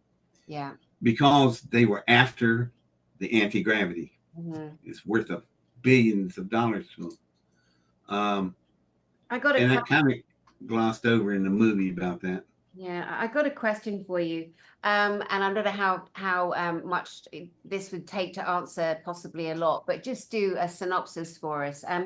In your opinion, the cosmonauts and Russian science, has there ever been anything in particular from that side of the world? Bearing in mind they hide what China's doing, we hide what America's doing for defense, right? Is there anything from the cosmonaut knowledge or the Russian scientists or science in particular in Russia and development, manufacturing that you have been particularly impressed with? Oh, yeah. We performed 5,000 industrial experiments on board Skylab that told us what we could and could not do up there in orbit. And we've only been talking about 4 or 5 of them. Imagine 5,000. That's how many I got to work with. God. Over a Mir, they didn't work with 5,000. They worked with 25,000 experiments. They have vast, way more than we do in industrializing space. And they haven't shared it with us. And I could understand why, because NASA's so damn arrogant. Yeah. They don't want to share it. Trust issues. But yeah, there's 25,000 experiments from Mir we could learn from. And God knows how many more you could figure out when you get out there. That's where I should be living, because there's so many things I could tackle on a day-to-day basis. Yeah. It's incredible. Listen, you are incredible. The conversation that we've had is such a blessing. It's so uplifting. It's so exciting to know that you are speaking freely. You are gifting open source. You are letting the world know. And, again, the mindset of the billionaires, I'm going to make $1 billion, this isn't the way but again, this isn't the way that humanity, develops. Like, we're all shoulder to shoulder, learning, working together. Yeah. Of course, you make a few quid, but you don't make it all, because the model of the controllers or the neptards or whatever, the worst name you could imagine, zero authority for me. If you're an authority, show me who you are. Don't tell me who you are. Show me the action. I've got 3 things. If there's one cold, one hungry, one homeless person, you're fired. Your authorities, your governments, your local authorities, bye-bye there. You're not fit for purpose. So the world is at a stage where we understand the fear tactics. And look at yesterday. Look at the distraction yesterday. We were told on mass media that a man got in a ring and punched the shit in a boxing ring and punched the shit out of a woman, right? And then people reacted. We reacted. We're horrified. No, that's a no. Yes. The next day, they waited. The next day, they're like, no, she truly is a natural born woman, a real woman. Okay. But the XY chromosome came out in a blood test, because she has surges of testosterone, which also could possibly mean, apparently, allegedly, that maybe she jacks herself up with extra testosterone. So now we've got transgender, man beating a woman, drugs, testosterone, XY chromosome showing up in the blood of a biologically born woman. And so this is the distraction. We are so distracted. So don't look over here. Don't look over here. It's just insane what's happening. And so, like, on my channel, I like to cut through all the BS and go, hey guys, over here, look who we've got on screen. The one and only David Adair. Go there. Get a clue. Do some reading. And you're open to people connecting with you, but you don't want Muppets. We don't want Muppets connecting you. We do want people connecting David, saying, when the RV happens, I'll be able to put money into, when no one's waiting for the RV, we're moving along, we're moving ahead. Right. And so, David, what do you need?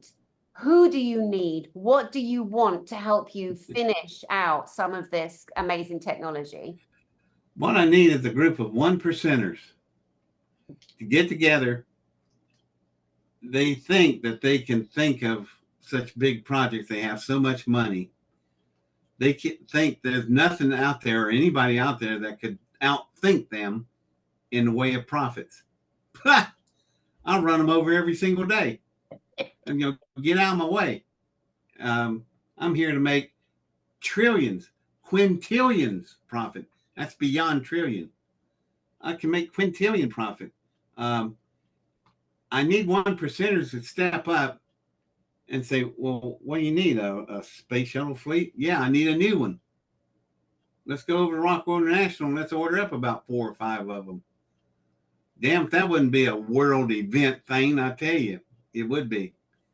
Also, you'd have a large industrial manufacturer follow you around like a puppy dog called Rockwell International.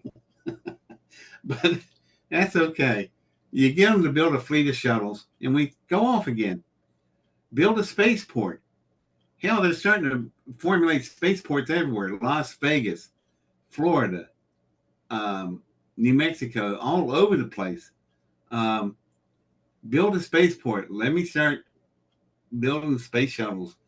And let's go run these damn shuttles like they were supposed to have been in the first place. Did you know that the space shuttles, when Obama, that moron, and I mean moron. Moron. And I'm not even a Republican. I don't like Republicans. Trump's an asshole. So Obama said, let's celebrate. I'm just going to retire the entire shuttle fleet going into mothballs. We had a brilliant run. It's wonderful. Do you know how much life was left on the shuttle fleet? 62%. Would you buy a car and run it for 37% and then junk it?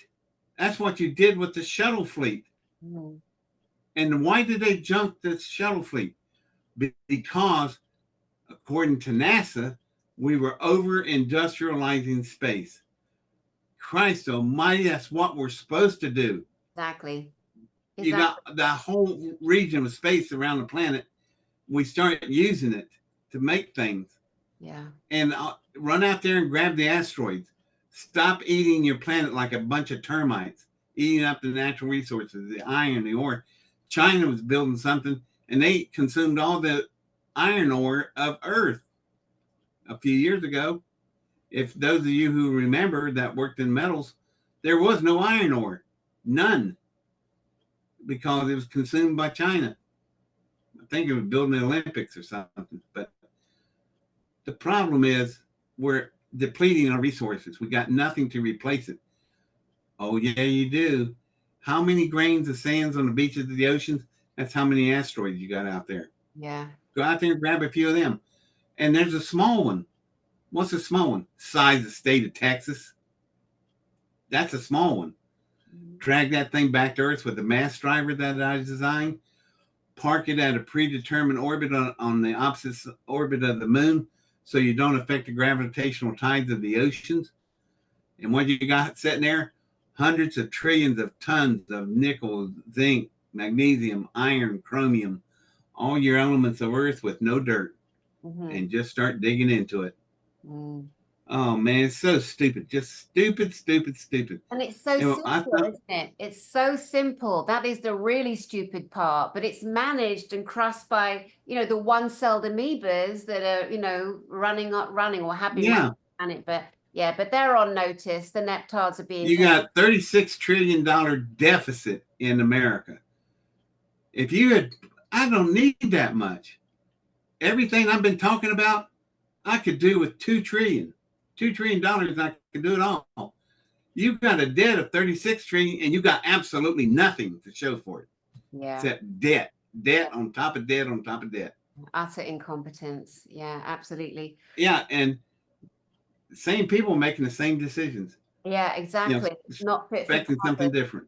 Not fit for purpose, and it's so obvious, and we want them to be offended and fuck off, quite frankly, because we're all tired and we're all done. And we're not taking it anymore. So we're taking it into our hands, pushing forward and laying out and creating the world that we want to live on.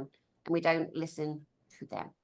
I wish I could, I was watching these programs, the machines that built America, the food that built America, that kind of stuff. I wish the hell I could find 1%ers get together like those guys were. And just have somebody walk up to me and say, hey, is that stuff real? Yeah, it's real. You want to see it? All you got to do is put down the money and let's go. And so much money could be made. God almighty. You'd have to form your own damn country because you couldn't do it from America. You'd have to build an ocean platform and launch out there. They got them. They're called sea launch. You have to get away from America because the idiots that put us $36 trillion in debt are not going to see somebody like me rise up with money to where I could go to work, because then I'm going to show up how stupid they all were. Exactly. It's tragic, but it's true. It's so true. But the time is coming. I mean, I so believe this is our time. We're taking it back, and the systems are crashing down. There's so much happening on the inside, in inner circles, and it's just so beautiful to hear. It makes me smile every day and cheer every day. For the greatness of humanity is coming up and up and up, and nothing's going to stop it. Absolutely. Yeah. Despite what they... Well, I'll tell you, I got a little bit of that. my past life, Area 51.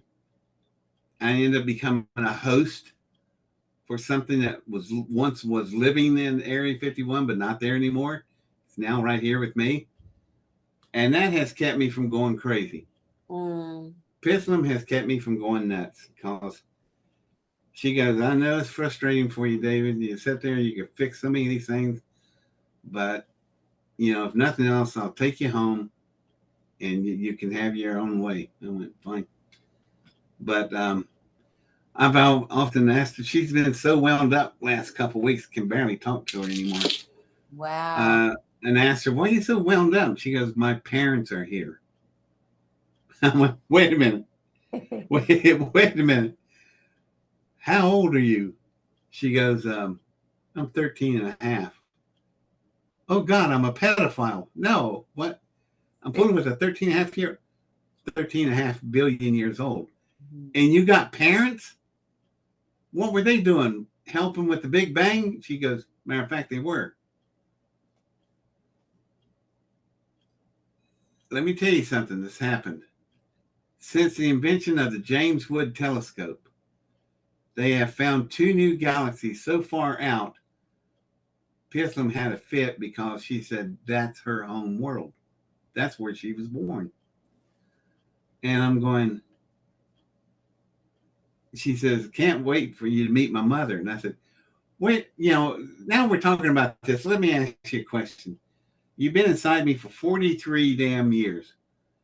So all of a sudden you're gone. Am I going to end up like Dorian Gray? Turn into a prune or something? And she goes, no, we're going to help you out and not do that to you. I said, well, that would be appreciative. She said, you're going to be around for a long time. And I went, hopefully not here because it's just damn stupid and boring on this planet. But I sure would like to fix things. Is Pithlum from the TRAPPIST-1 sector? Because I know that was one of the areas that the James Webb Telescope first picked up and said, there could be life there. But my friend, Elena Danaan, who you're going to meet at the conference, she already told us way before NASA. NASA shit their pants when Elena Danaan gives information out into the field and they go, oh my God. Then they have to say, oh, the James Webb Telescope. So Elena Danaan told us that there was life, that there was the nearest life was on TRAPPIST-1 and in our solar system. And that would be picked up by the telescope. And then 2 weeks later, they put that information out. But she'd already released it, and then she not predicted, she's not a psychic, like she's having actual physical with ETs. I was told this years ago, because you remember, I've been host for 4.5 decades. But when they told us that there's nothing between the galaxies, just dark matter, black space, there's entire solar systems there within planetary systems. So one of the first things James Woods telescope saw, all these solar systems in between the galaxies.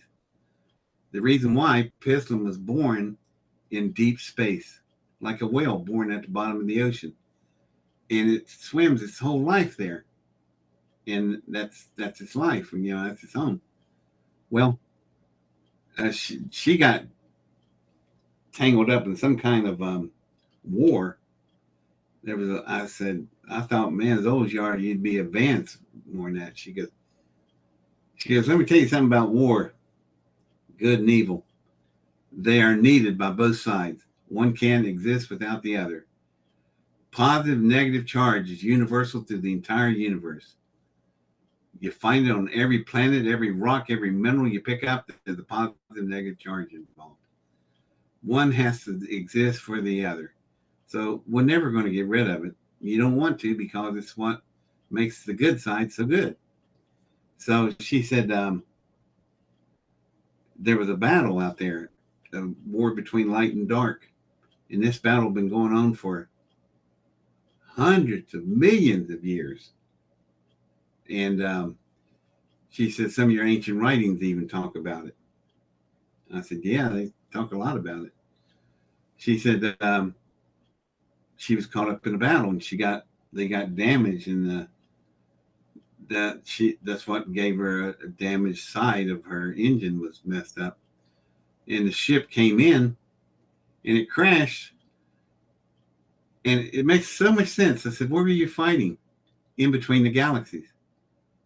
So you got hit and you went streaming into a galaxy called M24, which where's the Earth located in our galaxy? On the very outer edge of one of the outer arms. That was the first thing they came up on when they went into this galaxy.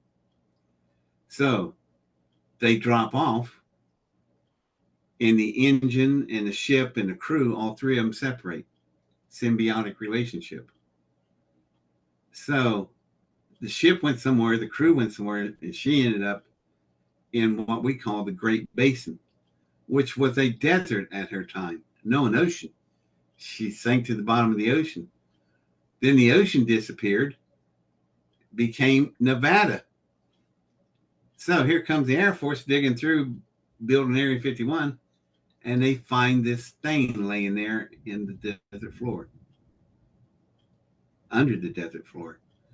So that's her story, and that's how it happened. And she sat there for decades working with. She called the Air Force people Black Hearts. She said not all of them were bad. There were some really good ones, some really nice ones. But she said, I'm through working with Black Hearts. And so she did something, I don't know, something to me. And she said, who do you think gave you all the plans for that engine?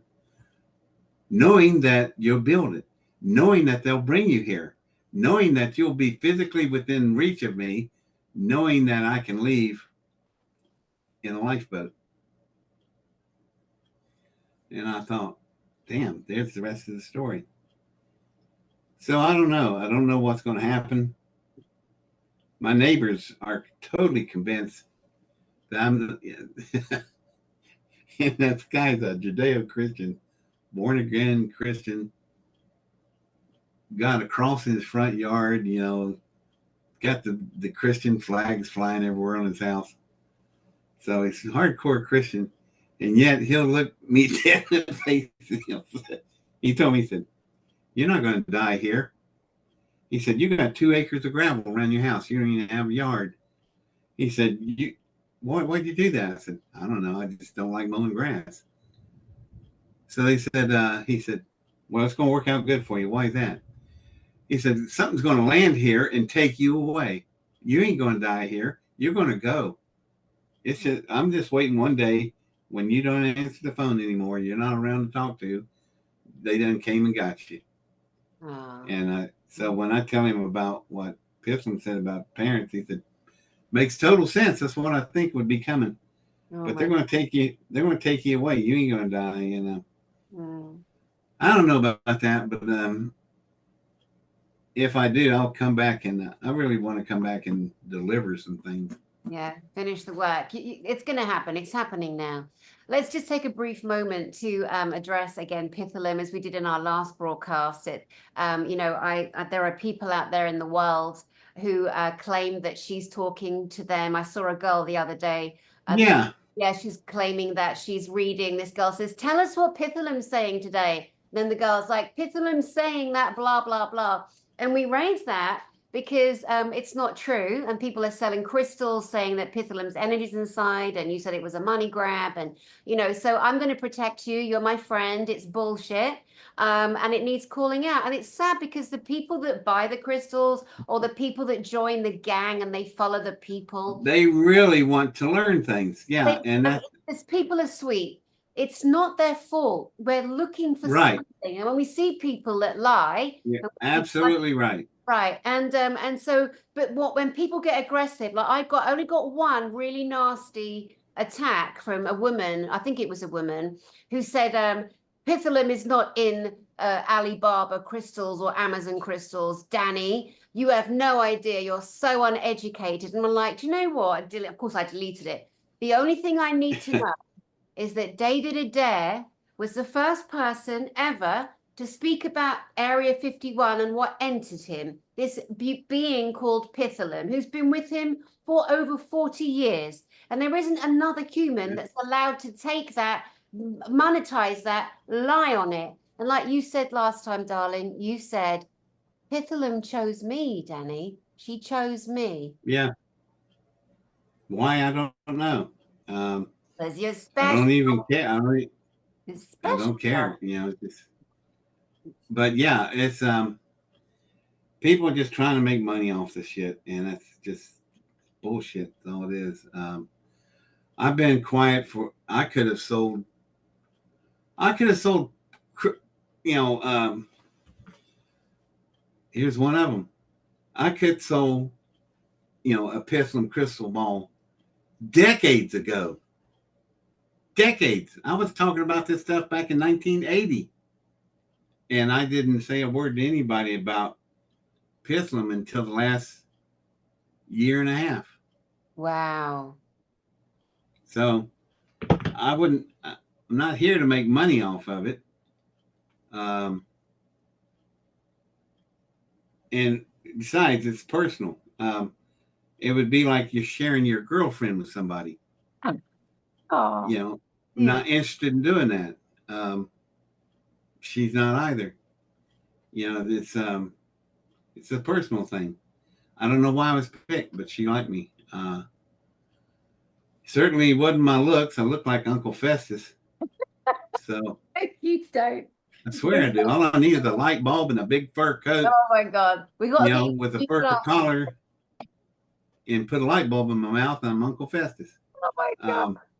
It's hilarious. So, you know, I'm not stuck on being an Adonis or great looking or a Chippendale.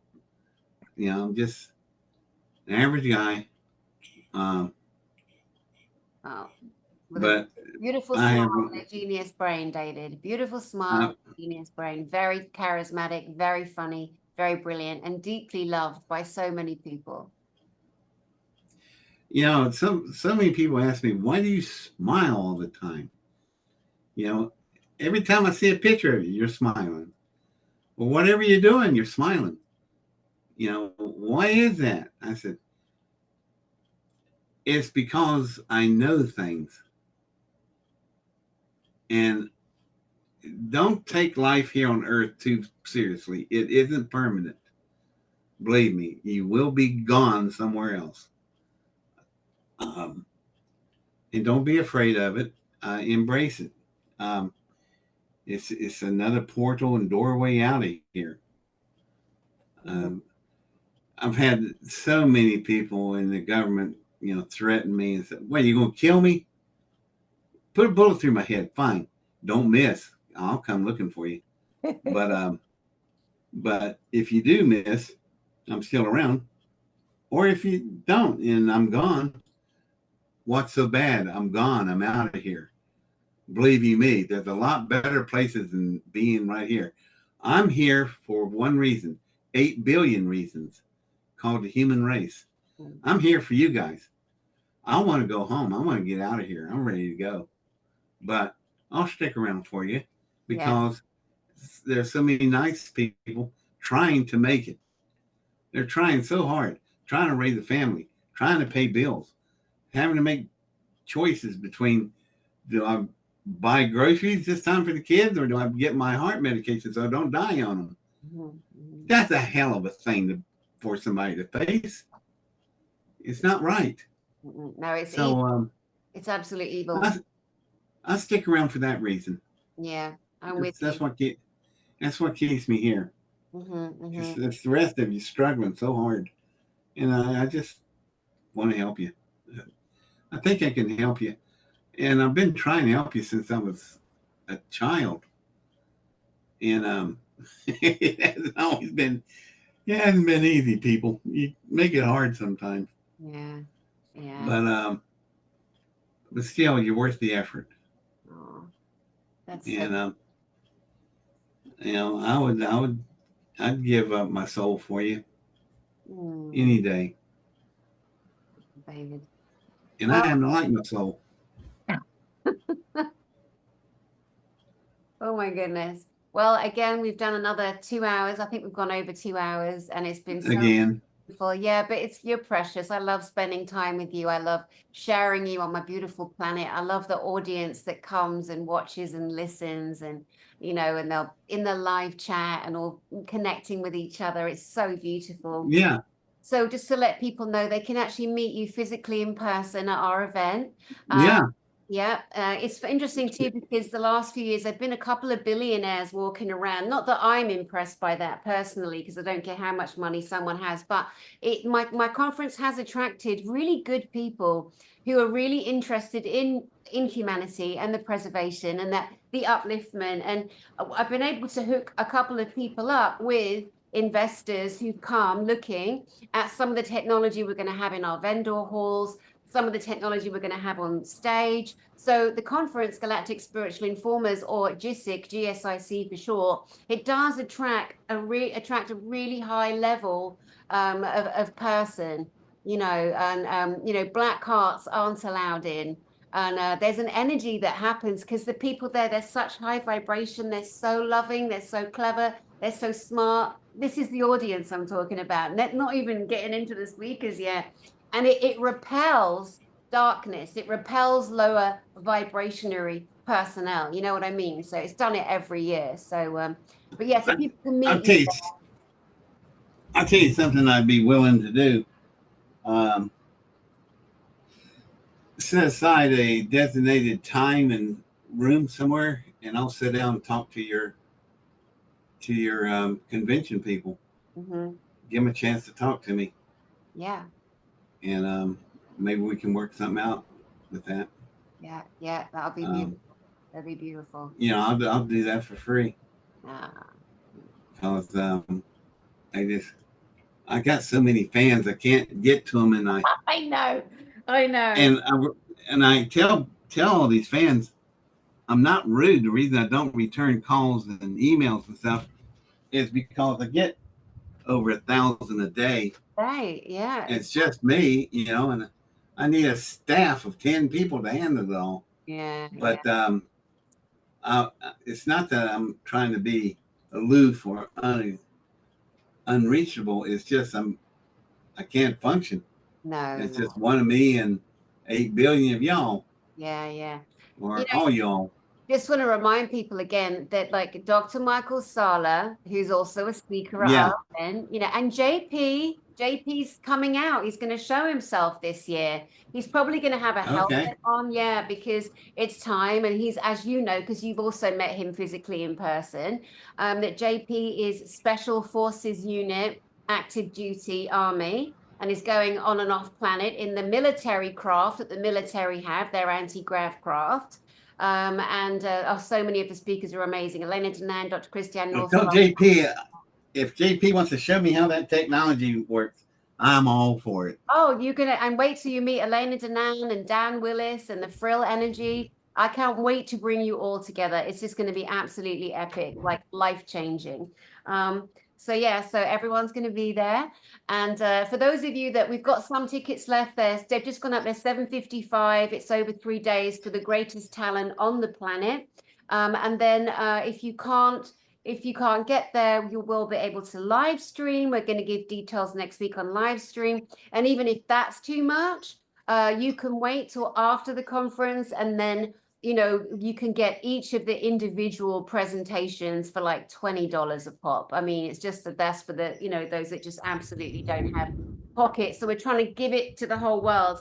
And, there's no way we can do it free. That's just crazy. Unless a big wallet came along and said, right, let me buy everyone's ticket. Let me pay all the speakers the thousands of dollars that they get paid. Let me fly them in. Let me get their hotel rooms. People something. And if you don't know, you don't know. You don't know what you don't know till you know it. And it costs absolutely thousands to put this on. Yeah. So I really have done. It really does.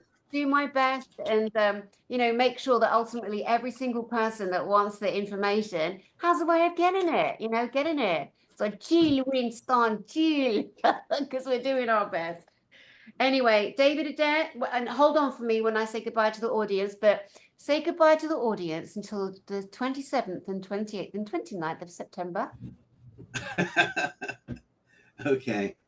Well, it's been a pleasure talking to y'all. And I know I got that Southern thing going. I come from a land where y'all is singular and all you all is plural.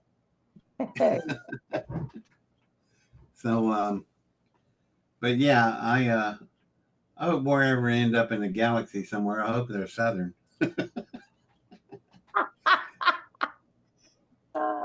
Yeah, I'll leave you this parting observation made by Pithlin.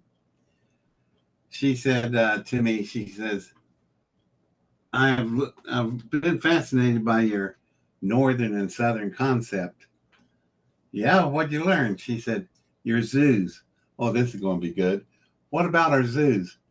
Well, the difference between the zoos up north and the zoos down south is that the zoos up north have a picture of the little animal and then its name and a scientific name and the description. I went, yeah.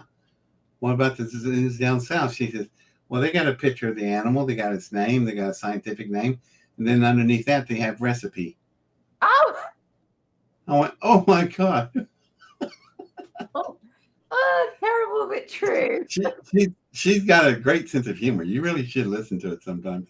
So good. It's so good. Oh, brilliant. David Adair, Rocket Man, genius, beloved, a lover of humanity. Thank you so much. Hold on 1 second for me, David.